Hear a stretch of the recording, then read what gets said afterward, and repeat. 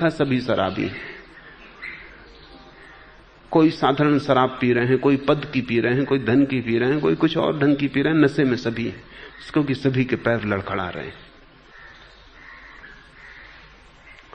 तो मैं तो तुम्हें देता हूं, तुम चिंता कर लेना। वो 8 दिन बाद आया, उसने कहा कि झंझट में डाल दिए, अब शराब की दुकान पे जाने में डर लगता है, क्योंकि लोग देखने लगते हैं गेरुआ बस। तो कल तो उन्होंने कहा कि मुझे झूठ बोलना पड़ा। मैंने कहा कि मैं जरा यहां देखने आया हूं कि कौन कौन लोग मोहल्ले में शराब पीते, मैं कोई खरीदने नहीं आया, और बिना खाली हाथ वापस लौट आया।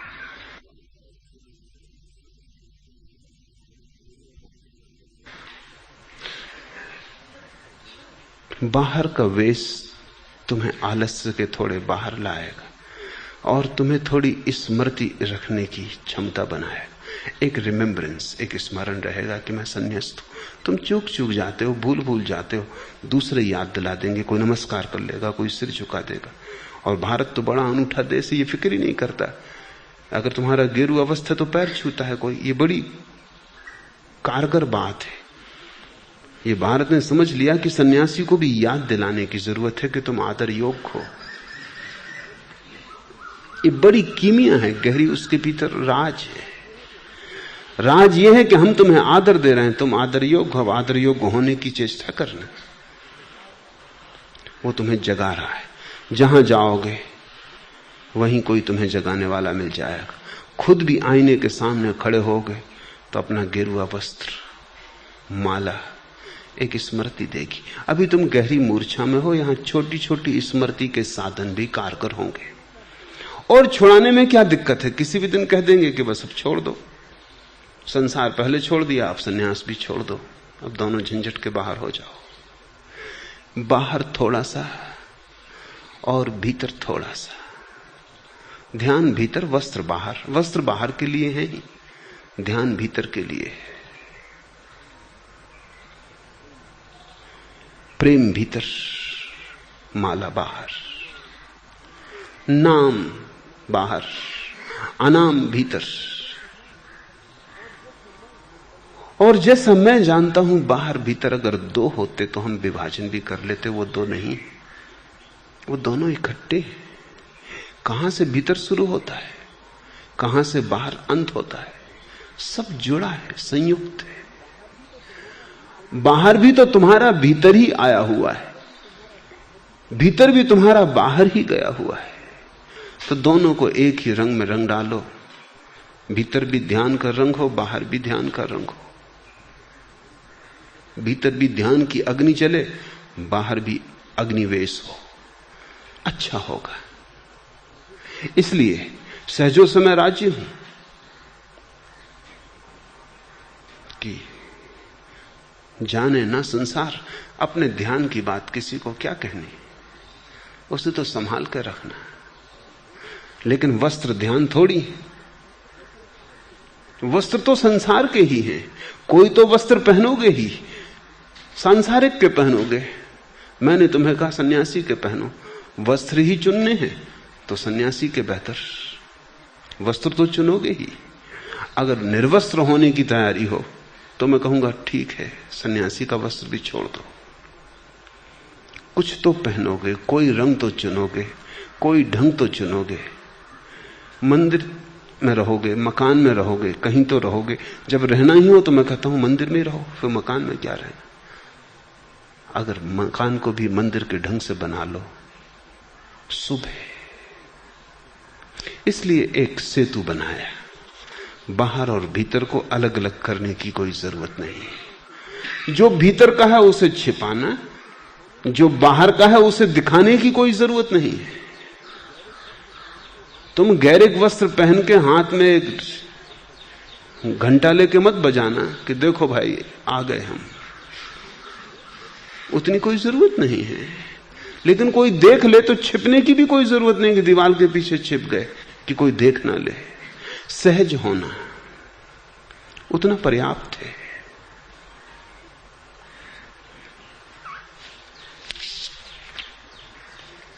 पांचवा प्रश्न, कृपापूर्वक प्रसाद और पात्रता के अंतर संबंध पर प्रकाश डालें।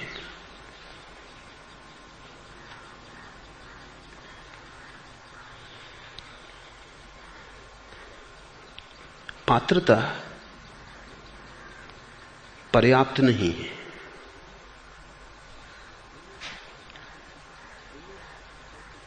बिना पात्रता के भी प्रसाद नहीं मिलेगा, पर पात्रता के कारण ही नहीं मिलता है प्रसाद। ये जटिलता है, इसे थोड़ा समझ लेना जरूरी है। पात्रता का अर्थ है तुम योग्य हो,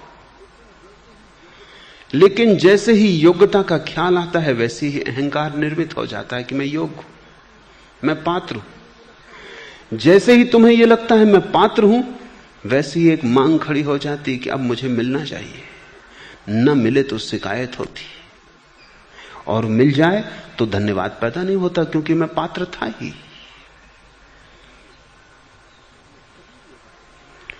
कबीर ने कहा है मरने के वक्त कि मैं अब काशी में न मरूंगा, मुझे मगहर ले चलो। कहावत थी कि काशी में तो अगर गधा भी मरे तो मोक्ष बैकुंठ पहुंच जाता, और मगहर में अगर ज्ञानी भी मरे तो अगले जन्म में गधा हो जाता। तो कबीर ने कहा मैं मगहर मरूंगा। क्यों? तो कबीर ने कहा अगर काशी में मरने से मोक्ष मिला तो इसमें प्रभु की अनुकंपा क्या? ये तो काशी की पात्रता थी कि मोक्ष मिला, मिलना ही चाहिए था। मगहर में मरेंगे, अगर गधा हो गए अगले जन्म में तो अपने कारण, और मोक्ष मिला तो उसकी अनुकंपा से। ये बड़ी प्यारी बात है। मरे मगहर जाके, जीवन भर काशी में बिताया। तो सूचना है, एक खबर, एक इशारा किया कि अपनी पात्रता से अगर मोक्ष भी मिलता हो तो भी अहंकार ही है, उसकी अनुकंपा से मिले। तो जिसको भी पात्रता होगी उसको एक सूक्ष्म अहंकार आना शुरू हो जाएगा कि मैं योग्य हूं, मुझे मिलना चाहिए। मिले तो धन्यवाद पैदा ना होगा, न मिले तो शिकायत पैदा होगी। और जहां धन्यवाद का भाव ना हो वहां परमात्मा नहीं बरसता। जहां अहोभाव ना हो, जहां अहंकार हो, वहां तो पर्दा पड़ा है आंखों पर, वहां तो आंखें अभी अंधी, वहां तो हृदय अभी जागा नहीं, सोया है। इसलिए पात्रता जरूरी तो है, काफी नहीं है। मैं ये नहीं कह रहा हूं कि तुम अपात्र होने की कोशिश करना, कोई परमात्मा की परीक्षा लेने की भी जरूरत नहीं है। पात्रता को तुम सहजता से स्वीकार करना, उससे मेरी तरफ से मैं तैयार हूं, लेकिन इससे कोई शिकायत नहीं। अगर नहीं मिल रहा है परमात्मा तो जरूर कोई भूल चूक मेरी ही होगी, पात्रता में कोई कमी होगी। अगर मिल जाए परमात्मा तो परमात्मा इतनी बड़ी घटना है और मेरा पात्र इतना छोटा और मेरी पात्रता इतनी छोटी कि मेरी पात्रता के कारण मिला होगा, ये तो मानने का कोई उपाय नहीं। मिला तो वो अपनी करुणा से ही है, प्रसाद रूप वर्षा है। तो जिन्होंने भी उसे पाया है उन्होंने यही कहा कि पात्रता का यहां कुछ हिसाब नहीं है। जीसस की कहानी मैं निरंतर कहा हूं। एक धनपति ने अपने बगीचे में काम करने को मजदूर बुलाए। सुबह कोई मजदूर आए कुछ, लेकिन काम ज्यादा था और चुकेगा नहीं। दोपहर उसने फिर मजदूर बुलाए कुछ मजदूर। सूरज जब आकाश में आधा आ गया तब आए। फिर भी लगा इतने से भी काम पूरा ना होगा, काम जाता था और आज ही सांझ पूरा करना था। उसने फिर आदमी भेजे, कुछ मजदूर आए जबकि सूरज ढलने के ही करीब था। फिर सांझ हो गई, फिर सबको उसने उनकी मजदूरी के पैसे दिए। उसने सुबह जो आए थे उनको भी उतने ही पैसे दिए जितने उनको जो दोपहर आए थे, और उतने ही पैसे उसने उनको भी दिए जो अभी अभी आए थे, जिन्होंने काम छुआ भी नहीं था, ना के बराबर कुछ किया था। सुबह के मजदूर नाराज हो गए। उन्होंने कहा यह अन्याय है, हमने दिन भर काम किया, हमें भी उतना पुरस्कार, और ये अभी अभी आए हैं इनको भी उतना, ये अन्याय है। स्वभावतः उन्होंने दिन भर मेहनत की थी, पात्रता अर्जित हो गई थी। उस अमीर ने कहा तुम्हें जो हमने दिया वो तुम्हारे काम के योग्य पर्याप्त नहीं है। जितना वायदा किया था उतना तुम्हें दिया है। उन्होंने कहा वो तो ठीक है, हमने जितना काम किया उतना तो हमें मिल गया है, लेकिन इन्होंने तो कुछ भी काम नहीं किया। हमें कोई शिकायत नहीं है, हमें जो मिला है वो पर्याप्त है, लेकिन इन्होंने कुछ भी नहीं किया। तो उसने कहा इनकी तुम फिक्र छोड़ो, पैसे मेरे, मैं उन्हें मुफ्त भी लुटाऊं तो तुम्हें चिंता का कोई कारण नहीं होना चाहिए। इन्हें मैं इनके काम के कारण नहीं देता, मेरे पास बहुत ज्यादा है इसलिए देता हूं, इतना तो मुझे हक है। जीसस कहते हैं जब परमात्मा के सामने भक्त और ज्ञानी खड़े होंगे तो ज्ञानियों को सदा ऐसा लगेगा कि हम तो सुबह से मेहनत कर रहे थे, दिन भर भरसक मेहनत की और हमें भी वही मिला, और ये भक्त कुछ मेहनत भी नहीं किए, गीत गाते रहे, गुनगुनाते रहे, या मस्ती में झूमते रहे या नाचते रहे, इनको भी उतना मिला। तो जीसस कहते हैं परमात्मा उनसे कहेगा तुमने जो किया उतना तो तुम्हें मिल गया ना, तुम इनकी फिक्र छोड़ो, इन्हें मैं अपने आधिक्य से देता हूं, मेरे पास है, इसका करूं क्या। जिन्होंने परमात्मा को पाया उसमें दो तरह के लोग हैं, ज्ञानी हैं और भक्त हैं। ज्ञानी कहते हैं हमने अपनी पात्रता से पाया, भक्त कहते हैं हमने उसके प्रसाद से पाया। ये भक्त का हृदय है जो प्रसाद की धारणा करता है, ज्ञानी का मस्तिष्क है जो प्रयास की बात करता है। ज्ञानी हिसाबी किताबी है, भक्त कोई हिसाब किताब नहीं रखता। भक्त कहता है मेरी योग्यता कुछ भी नहीं है और तुम बरसे जा रहे हो, बिन घन परत फुहार, बिन दामनी उजियार अति। ज्ञानी को अगर तुम गौर से जांच करोगे तो उसने पहले प्रसाद को इंकार किया, फिर परमात्मा को भी इंकार कर दिया। महावीर परमात्मा को स्वीकार नहीं करते, क्योंकि वो कहते हैं जो मिला है वो अपने कृत्य का फल है, इसमें परमात्मा को बीच में लेने की कोई जरूरत नहीं। जिसने शुभ किया उसे पुण्य मिला, जिसने अशुभ किया उसे पाप मिला, जिसने ठीक किया ठीक पाया, गलत किया गलत पाया, जो बोया वही काटा। इसमें बीच में परमात्मा को लाने का कहां प्रयोजन। और महावीर की बात में भी एक यथार्थ है, वो यथार्थ यह है कि परमात्मा को अगर बीच में लाओगे तो कुछ गड़बड़ होगी।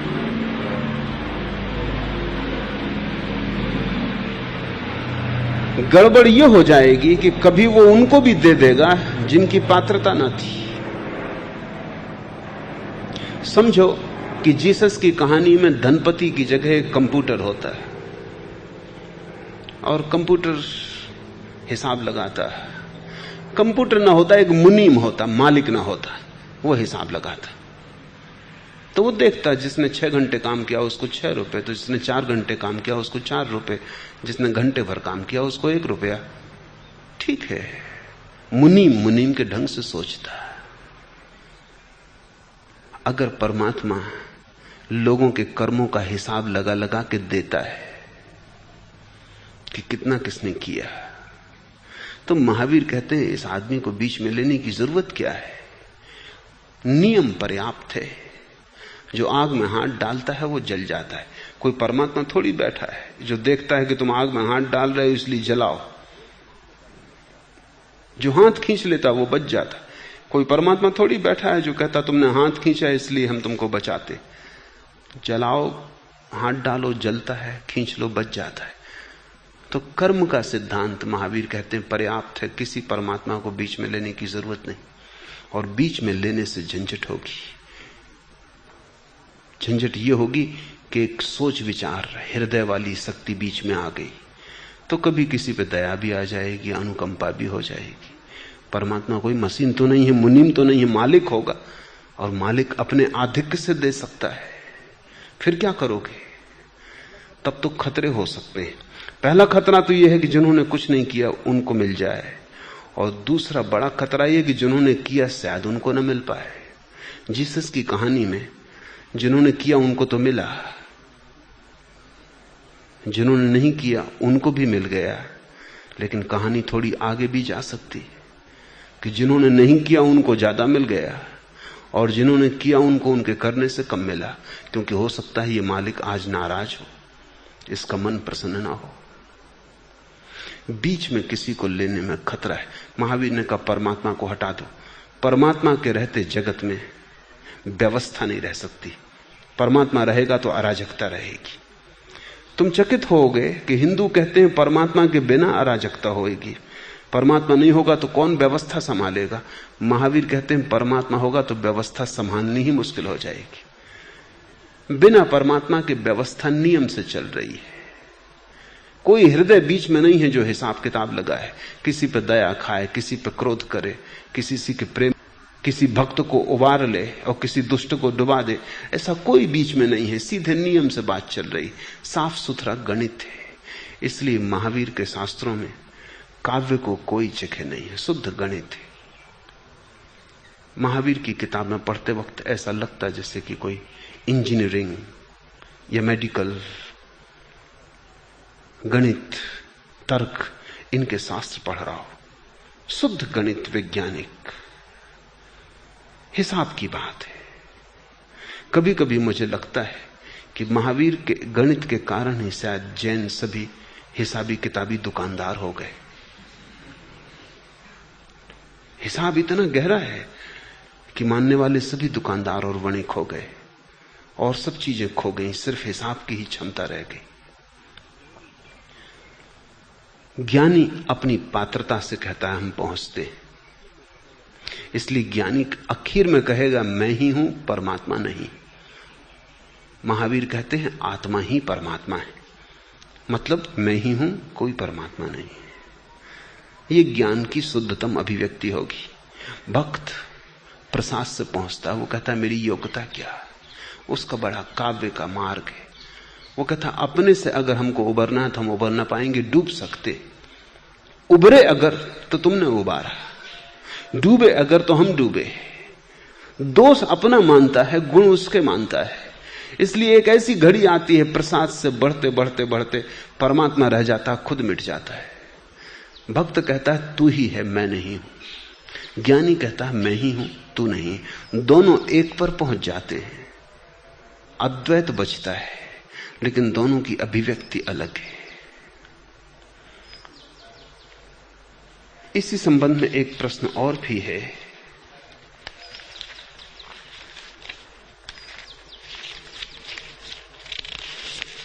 उसे भी इसी के साथ समझ लेना उचित होगा।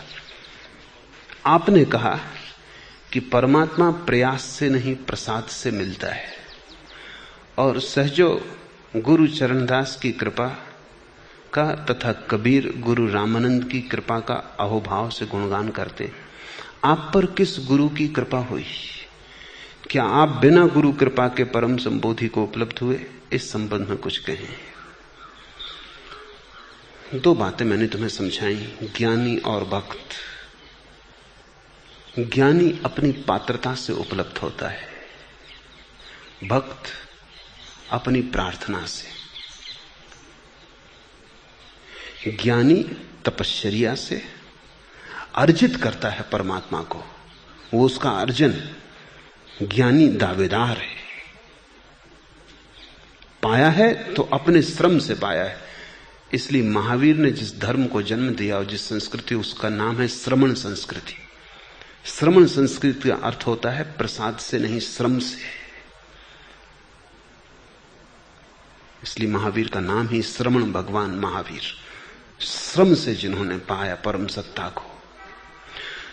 ज्ञानी कहता है तपश्चर्या से, त्याग से, पुण्य से।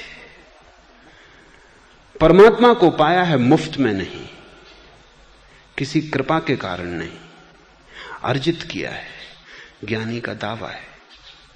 भक्त कहता है प्रार्थना से, पूजा से, नाच के, रिझा के, समझा बुझा के। अपनी तो कोई पात्रता ना थी, नाचे, प्रसन्न किया तुम्हें, तुम्हारे गीत गाए, तुम्हारा गुणगान किया, तुम्हें राजी किया, तुम प्रफुल्लित हो गए। किसी प्रेम के गहन क्षण में तुमने सब दे डाला। हम पात्र ना थे,